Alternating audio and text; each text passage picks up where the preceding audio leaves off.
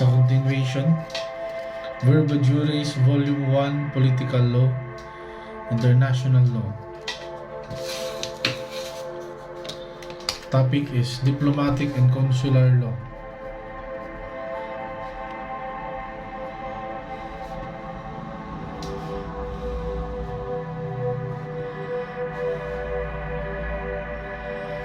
Considering that the conduct of foreign relations is primarily an executive prerogative, courts may not inquire into the wisdom or unwisdom in the exercise thereof.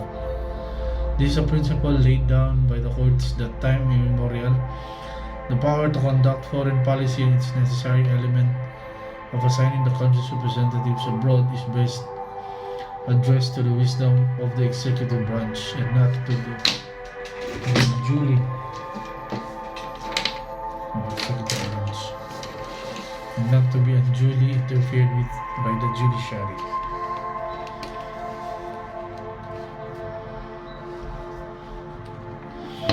Nationality and Ststelessness. The common thread of the UDHR, UNCRC, and ICCPR is to obligate the Philippines to grant nationality from birth and ensure that no child is stateless. This grant of nationality must be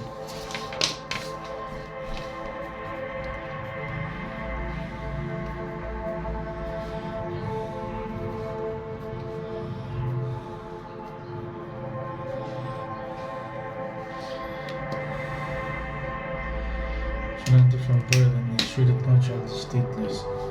This grant of nationality must be at the time of birth, and it cannot be accomplished by the application of our present naturalization laws.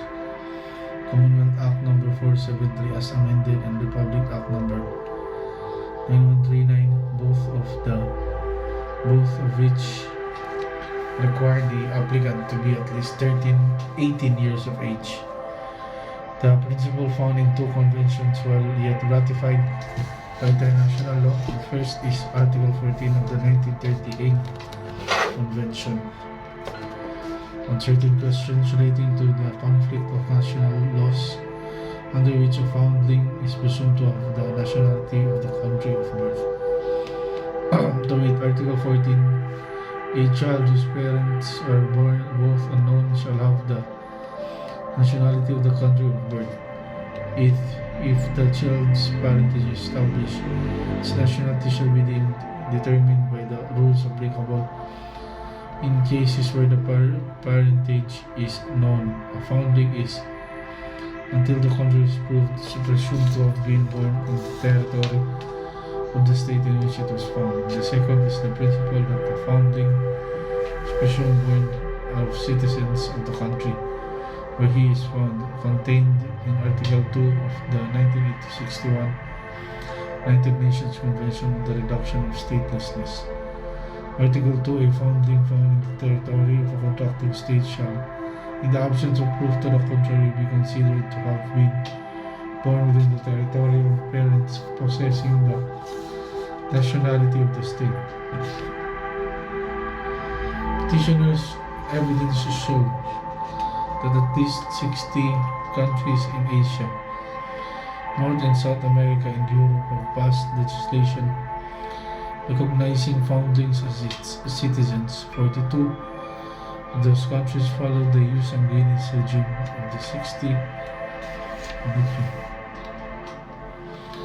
General principles of treaty law. While treaty ratified by the President is binding upon the Philippines in the international plane, it would need the concurrence of the legislature before it can be considered as valid and effective in the Philippine domestic jurisdiction. Treaties which have the impact of statutory law in the Philippines can amend or prevail over prior statutory enactments. Executive agreements which are at the level of implementing rules, regulations, or administrative orders in the domestic sphere have no such effect. Doctrine of state responsibility.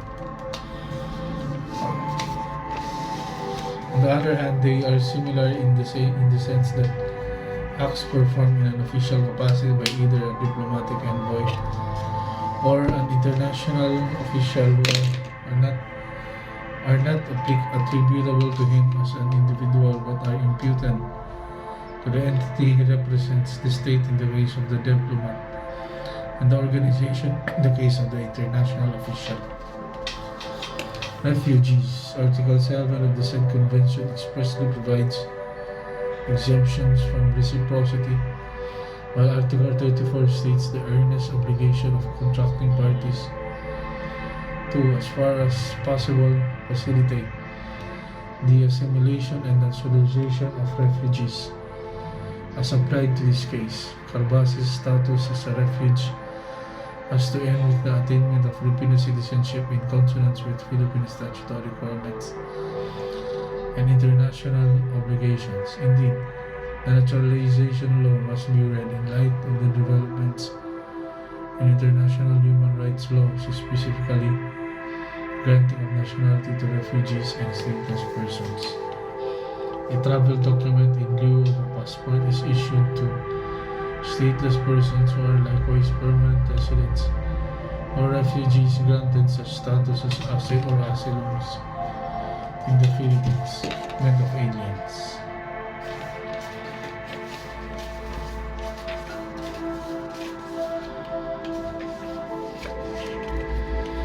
Treatment of aliens. It cannot be gainsaid that today countries like Philippines forge extradition treaties to arrest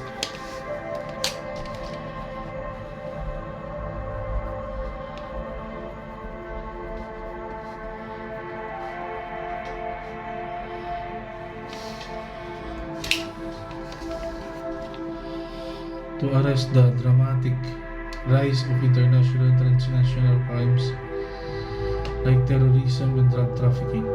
Extradition treaties provide the assurance that the punishment of these crimes will not be frustrated by the frontiers of international sovereignty. Implicit in the territories should be the unbending commitment that the perpetrators of these crimes will not be coddled by any signatory state. Postulate of extradition. Extradition is a major instrument for the suppression of crime. Extradition treaties are entered into for the purpose of suppressing crime by facilitating the arrest and the custodial transfer of a fugitive from one state to another. With the advent of easier and faster means of international travel, the flight of affluent criminals from one country to another for the purpose of committing crime and evading prosecution has become more frequent. Accordingly, governments are adjusting their methods of dealing with criminals and crimes that transcend international boundaries. Today, a majority of nations in the world community have come to look upon extradition as the major effective instrument of international cooperation in the suppression of crime. It is the only regular system that has been devised to return fugitives to the jurisdiction of a court competent to try them in accordance with municipal and international law. Fundamental principles. Extradition proceeding is not a criminal proceeding in which will call into operation all the rights of an accused as guaranteed by the Bill of Rights. An extradition proceeding is sui generis. It is not a criminal proceeding which will call into operation all the rights of an accused as guaranteed by the Bill of Rights. To begin with, the process of extradition does not involve the determination of the guilt or innocence of an accused. His guilt or innocence will be adjudged in the court of the state where he will be extradited. Hence, as a rule, constitutional rights that are only relevant to determine the guilt or innocence of an accused cannot be invoked by an extraditee, especially by one whose extradition papers are still undergoing evaluation. Procedure. The High Court, for majority opinion, observed that the Presidential Decree number 1069, which implements the RPUS extradition treaty, provides the time when an extraditee shall be furnished a copy of the petition for extradition as well as its supporting papers. Example, after the filing of the petition for extradition in the extradition court, Section 6, issuance of summons, temporary arrest. Hearing and service of notices. Immediately upon receipt of the petition, the presiding judge of the court shall, as soon as practicable, summon the accused to appear and to answer the petition on the day and hour fixed in the order. Upon receipt of the answer, or should the accused, after having received the summons, fail to answer within the time fixed, the presiding judge shall hear the case or set another date for the hearing thereof. Number 2. The order and notice as well as a copy of the warrant of arrest is, if issued, shall be promptly served each upon the accused and the attorney having charge of the case. It is of judicial notice that the summons includes the petition for extradition, which would be answered by the extraditee. Distinguished from deportation. Differences between an extradition proceeding and a criminal proceeding. Other differences between an extradition proceeding and a criminal proceeding. An extradition proceeding is summary in nature, while criminal proceedings involve a full-blown trial. In contradiction to a criminal proceeding, the rules of evidence in an extradition proceeding allow admissions evidence and less stringent standards. In terms of the quantum of evidence to be satisfied, a crime case requires proof beyond reasonable doubt for conviction, while a fugitive may be ordered extradited upon showing of the existence of a prima facie case. Finally, unlike in a criminal case, where judgment becomes executory upon being rendered final, in an extradition proceeding, our courts may adjudge an individual extraditable, but the President has the final discretion to extradite him.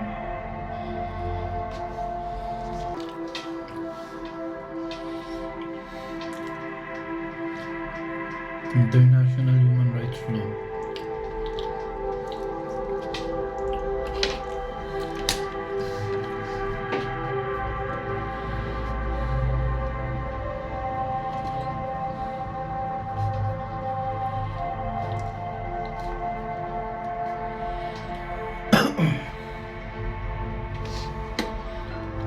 Universal Declaration of Human Rights. The modern trend in public international law is the primacy placed on the worth of the individual person and the sanctity of human rights. Slowly, the recognition that the individual person may properly be a subject of international law is not taking root. The vulnerable doctrine that the subjects of international law are limited only to states was dramatically eroded towards the second half of the past century. For one, the Nuremberg and Tokyo trials after World War II resulted in the unprecedented spectacle of individual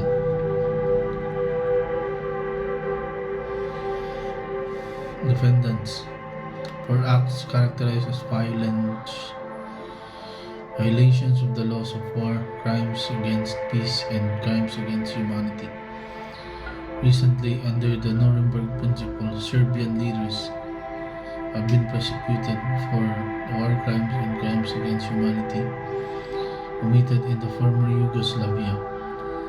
These significant events show that the individual person is now a valid subject of international law, the National Covenant on Civil and Political Rights.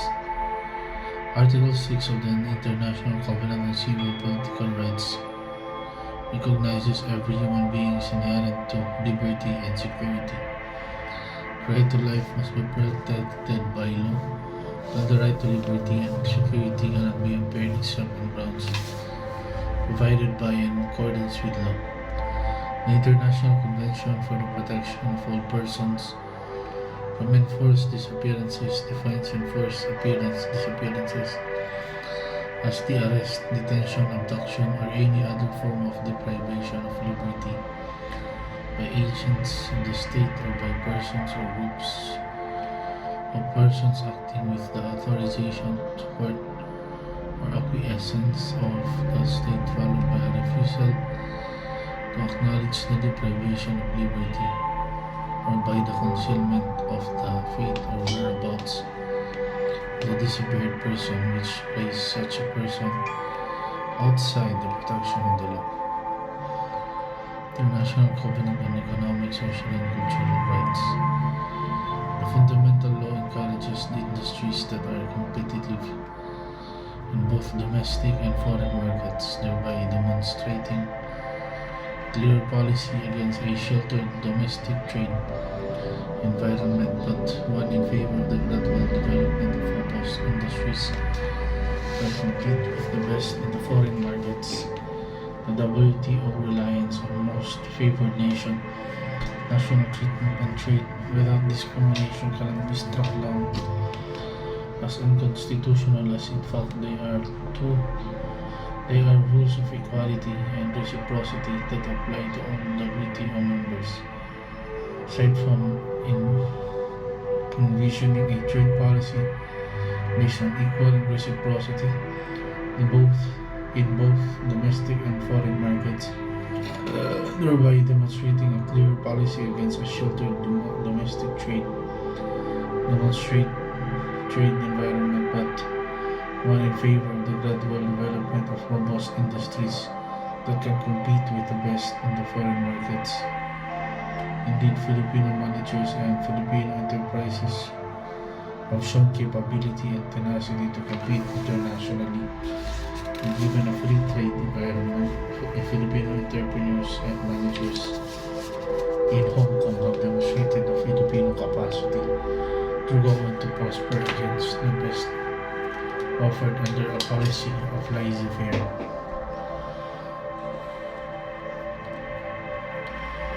International Humanitarian Law. Categories of armed conflicts.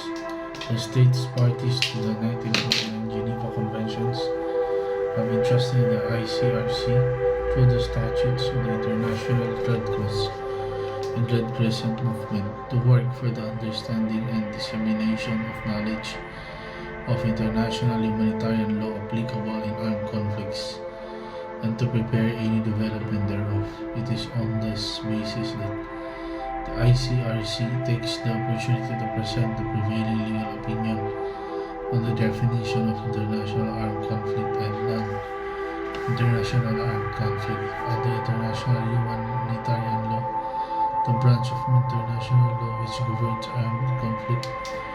International humanitarian law distinguishes two types of armed conflicts, namely international armed conflicts opposing two or more states, non-international armed conflicts between governmental forces and non-governmental armed forces, or between such groups on the IHL Treaty.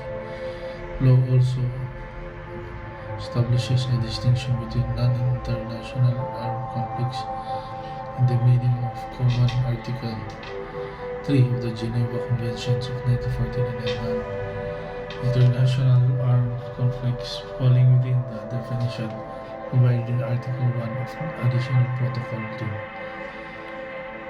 International armed conflicts, according to this provision, IACs are those which oppose high contracting parties, meaning states. An IAC occurs when one or more states have recourse to armed force against another state, regardless of the reasons or the intensity of this confrontation.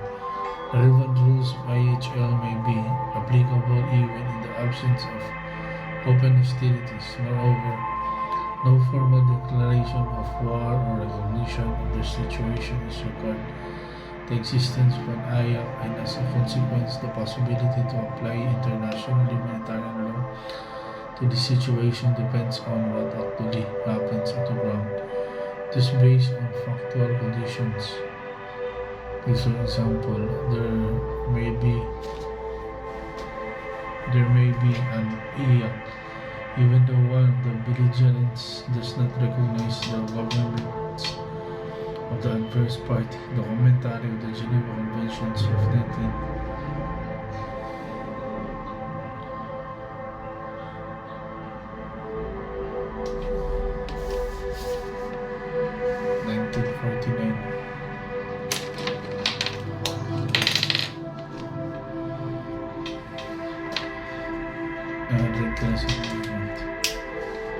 March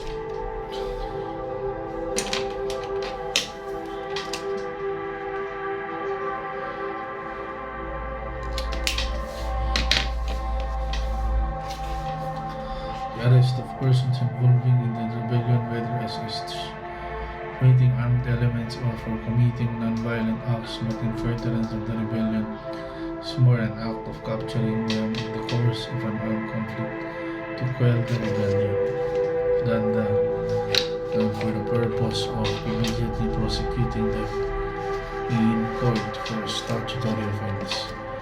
By statute and executive order, they are devolved upon the Red Cross, the Red, and the obligation to meet these nations required commitments under various Geneva Conventions to perform a wide variety of functions indispensable to the workings of our armed forces around the globe, and to assist the federal government in providing disaster assistance to the states in time of need, although its operations are financed primarily from voluntary private contributions.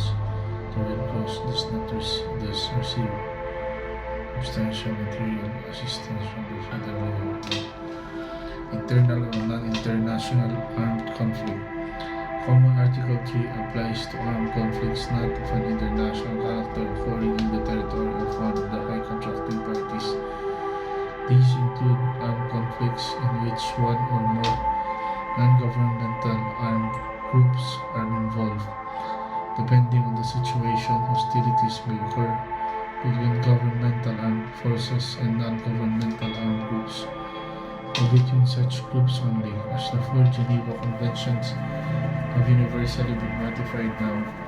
The requirement that the armed conflict must occur in the territory of one of the high court contracting parties has lost its importance in practice. Indeed, any armed conflict between governmental armed forces and armed groups or between such groups cannot but take place on the territory of one of the parties to the convention. Moreover, even if the lawlessness of the attack were not in question, international humanitarian law standards prevent participants in an armed conflict from targeting non-participants. International humanitarian law, which is the branch of international law applicable to armed conflict, expressly limits allowable military conduct exhibited by forces or participants in an armed conflict.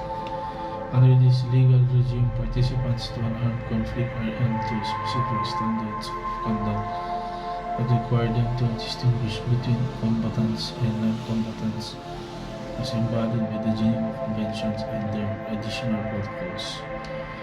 War of national liberation. Should it be known that there are acts committed in violation of Article 9851, otherwise known as the Philippine Act on Crimes Against International Humanitarian Law, Genocide and other crimes against humanity. These acts could not be absorbed in the crime of rebellion or international obligations of states. It is said that non-absolution clause under Article 148 is a logical consequence.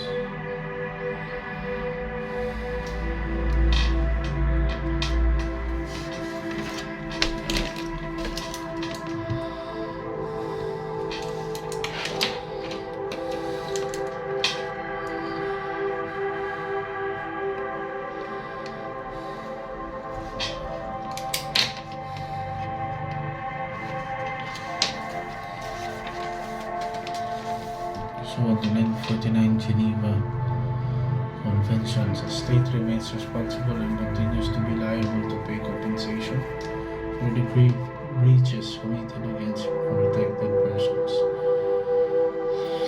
Principles of International Humanitarian Law.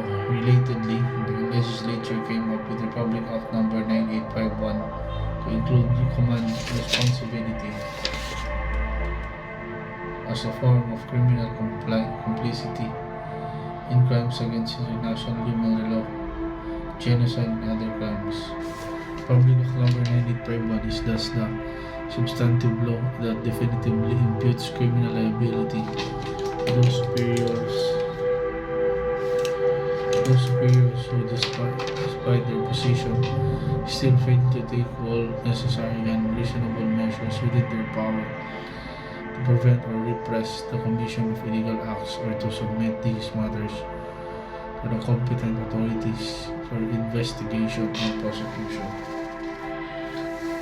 Treatment of civilians. During a state of martial law, media restrictions may be countenanced provided there is a danger to national security as justified by the clear and present danger rule.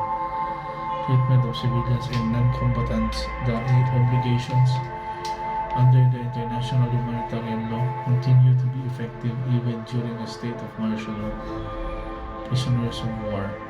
The two sets of rules certainly have a different history and often a different field of application, both ration personae and ration temporis. Human rights thus apply to all people, and humanitarian law applies to certain groups of persons. For example, to the wounded, to prisoners of war, to civilians. And furthermore, humanitarian law applies only in times of armed conflict. On the other hand, human rights and humanitarian law regulate ration materiae. Similar rights, at least insofar that they are intended to increase the protection of individuals, alleviate pain and suffering, and secure the minimum standard of persons in various situations. Law neutrality. Though it is a well-established doctrine in international law, recognized in Article 45 of the Hague Conventions of 1907, which prohibits compulsion of the population of the occupied territory to swear allegiance to the hostile power, that belligerent occupation, being essentially provisional, does not serve to transfer sovereignty over the territory controlled, although the de jure government is during the period of occupancy deprived of the power to exercise its rights as such. Formation of the Republic of the Philippines was a scheme contrived by Japan to delude the Filipino people into believing in the apparent magnanimity of the Japanese gesture of transferring or turning over the rights of government into the hands of Filipinos. It was established under the mistaken belief that by doing so, Japan will secure the cooperation or at least the neutrality of Filipino people in her war against the United States and other allied nations. Law of the sea.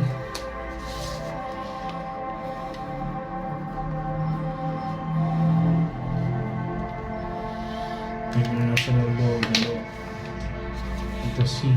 The international law of the sea is generally defined as a body treated rules and customary norms governing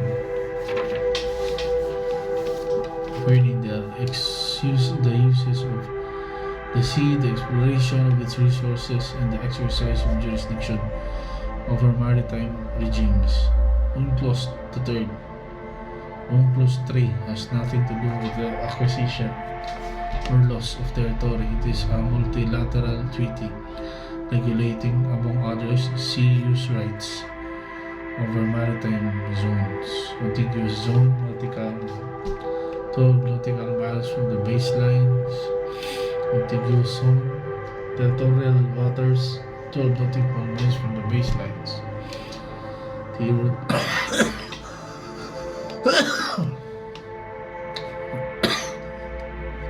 Territorial waters, 12 nautical miles from the baselines. Contiguous zone, 24 nautical miles from the baselines. Exclusive economic zone, 200 nautical miles from the baselines.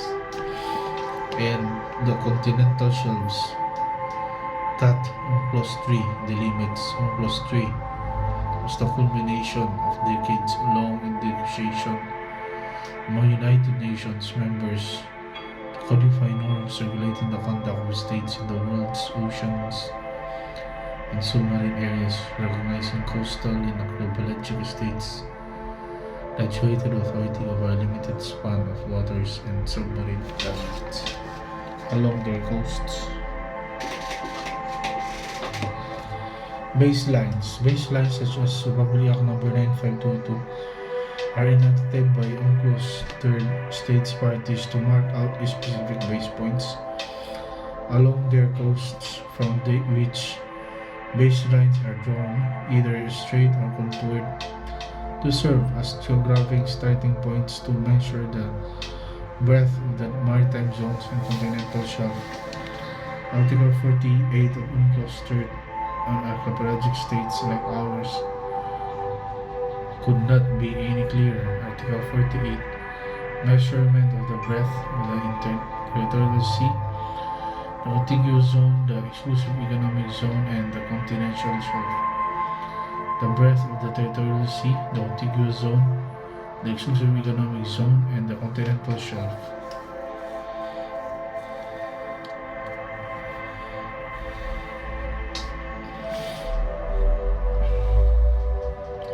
Shall be measured from archipelagic baselines drawn in accordance with Article 47. Baselines laws are nothing but statutory mechanisms for UNCLOS third states parties to delimit with precision the extent of their maritime zones and continental shelves. In turn, this gives notice to the rest of the international community of the scope of the maritime space and submarine areas within which states parties exercise treaty-based rights, namely the exercise of sovereignty over territorial waters. Article 2. The jurisdiction to enforce customs, fiscal, immigration, and sanitation laws in the contiguous zone, and the right to exploit the living and non-living resources in the exclusive economic zone and continental shelves.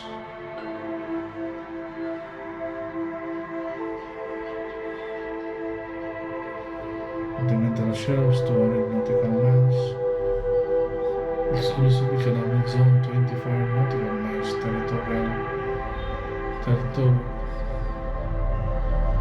contiguous territorial waters 12 nautical miles, contiguous zone 24 nautical miles, EEZR, exclusive economic 200 nautical miles, continental shelves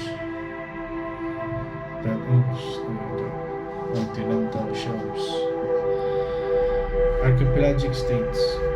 The recognition of archipelagic states, archipelago, and the waters enclosed by their baselines as one cohesive entity prevents the treatment of their islands as separate islands under UNCLOS 3.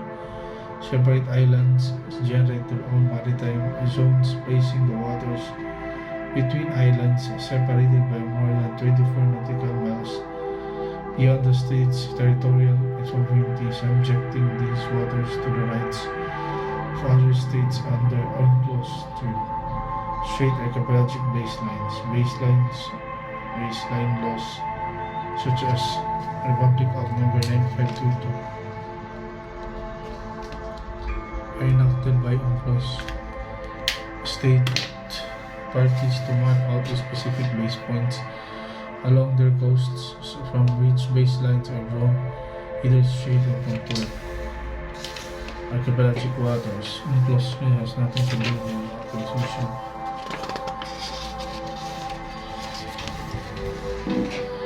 Or loss of territory. It is a multilateral treaty regulating, among others, sea use rights over maritime zones. Example, the territorial waters 12 nautical miles, contiguous zone 24 nautical miles, exclusive economic zone 200 nautical miles, and continental shelves and almost internal limits.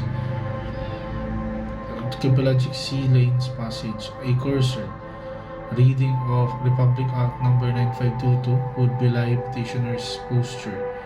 In context, Republic Act number 9522 simply seeks to conform to our international agreement in the setting of baselines and provides nothing about the designation of archipelagic sea lane passage or the regulation of innocent passage within our waters. Again, petitioners have read into the mandatory Republic Act number 9522 something not intended. Regime of Islands. Far from surrendering the Philippines' claim over the KIG and the Scarborough Shoal, Congress's decision to classify the KIG and the Scarborough Shoal as regime islands under the Republic of the Philippines, consistent with Article 121 of UNCLOS, manifests the Philippine state's responsible observance of its pacta sunt servanda obligation under UNCLOS 3. Under Article 121, UNCLOS 3, any naturally formed area of land surrounded by water which is above water at high tide, such as portion of the Kalayaan Island group, qualifies under the category of the regime of islands, whose islands generate their own applicable maritime zones. International waters. The Philippines maintains the sui generis character of our archipelagic waters as equivalent to the internal waters of continental coastal states. In other words, the landmark waters embraced within the baselines determined by Republic Act number 9522, all waters around, between, and connecting the islands of the archipelago, regardless of their breadth and dimensions, form part of the internal waters of the Philippines. Territorial Sea UNCLOS favors states with a long coastline like the Philippines. UNCLOS 3 creates a sui generis maritime space, the exclusive economic zone, in waters previously part of the high seas. UNCLOS 3 grants new rights to coastal states to exclusively exploit the resources found within this zone up to 200 nautical miles. UNCLOS 3, however, preserves the traditional freedom of navigation of other states that attach to this zone beyond the territorial sea before UNCLOS 3. Contiguous zone. The UNCLOS is a product of international negotiation that seeks to balance state sovereignty, mare clausum, and the principle of freedom of the high seas, mare libero.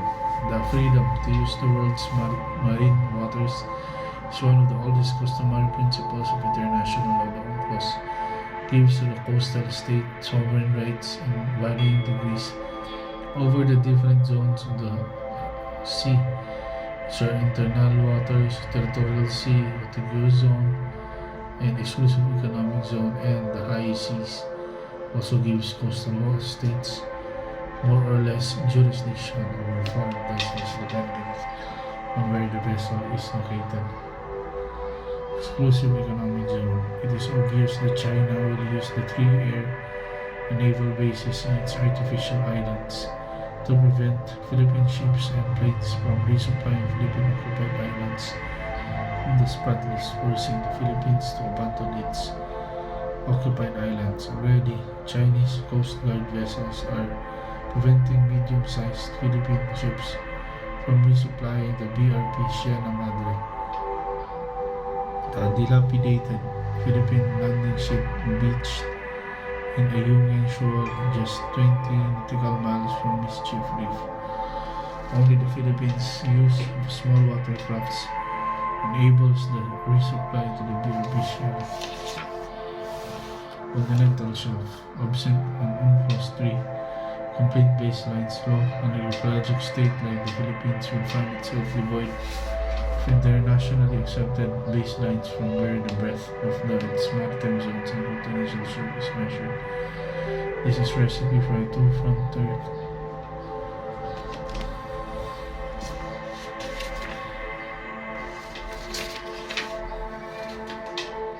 So that ends the precautionary principle. Applies when it can be shown.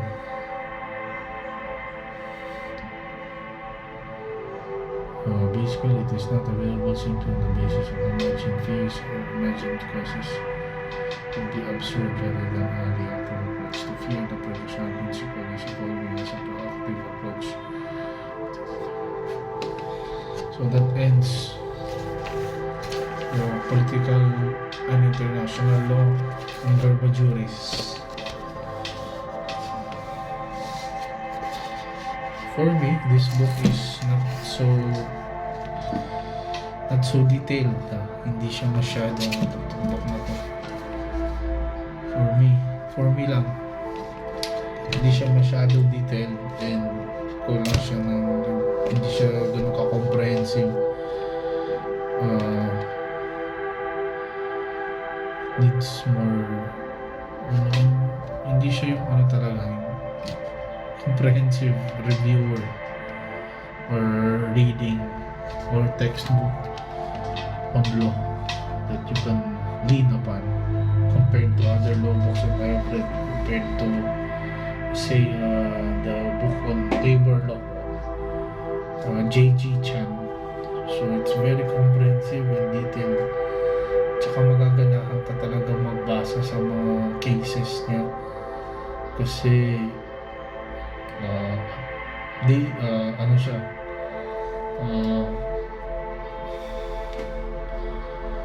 siya detailed and comprehensive. So yun lang. Although I still want to finish this Verba Juris, pero baka some other time na I might focus on other books which I need to read early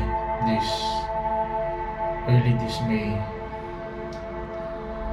So thank you.